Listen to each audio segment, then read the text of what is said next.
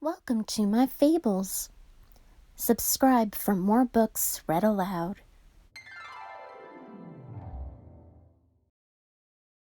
No Babysitters Allowed by Amber Stewart. Hopscotch was a brave boy. He was so brave he could take a spider that came visiting back out to the garden when Mommy was scared. And when he fell off his tricycle and had to have a Band-Aid on his leg, he didn't cry at all.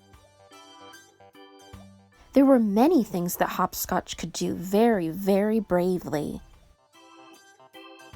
But when Hopscotch realized that tonight was a Mrs. Honeybunch the babysitter night, he didn't feel brave at all. "Sweetheart," Mommy said, "don't you like Mrs. Honeybunch?" "No," said Hopscotch.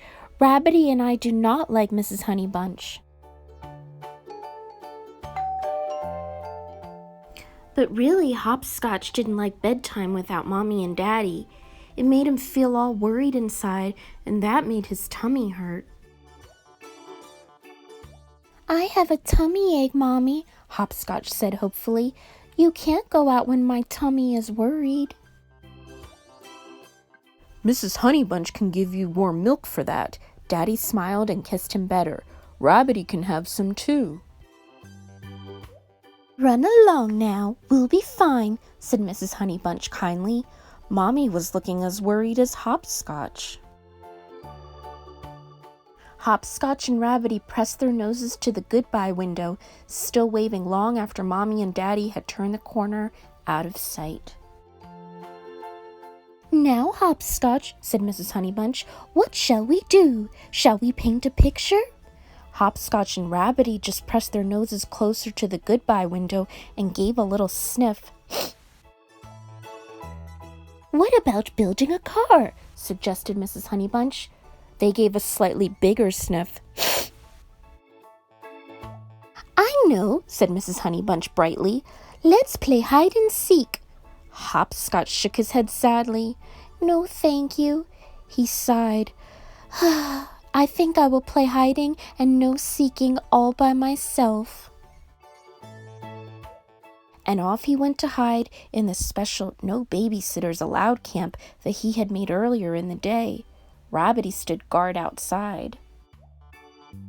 Hiding is fun when someone is seeking, but hiding on your own when no one is looking for you is very boring, as Hopscotch soon discovered. There was not much to do in his camp, especially with Rabbity on guard duty. It might have been fun to build a car or paint a picture. So when he heard Mrs. Honeybunch ask if Rabbity would like to hear a story while he guarded the entrance, Hopscotch pricked up his ears, especially because it was one of his favorite bedtime stories. But then the strangest thing happened. Mrs. Honeybunch got the story mixed up. She started in the middle, confused all the names, and then made up the story altogether. And she did this with not one book, not two, but 3, until Hopscotch couldn't stand it anymore and burst out of his camp. "Mrs. Honeybunch," he said, "you're reading the stories all wrong. You're mixed up." "Oh dear, sweetheart, am I?" Mrs. Honeybunch smiled. "Perhaps you could help me out." So Hopscotch very patiently told Mrs. Honeybunch about the stories in the books, and then showed her how to build a race car. And last of all, how to paint a picture of a lovely sunny day. Then Mrs. Honeybunch showed Hopscotch how to make delicious warm milk, and tucked him into bed. Much later that evening, Mommy tiptoed into his bedroom to give him a kiss goodnight.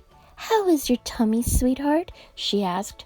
"My tummy isn't worried anymore," whispered Hopscotch sleepily, "and if she wants, Mrs. Honeybunch can come and play again."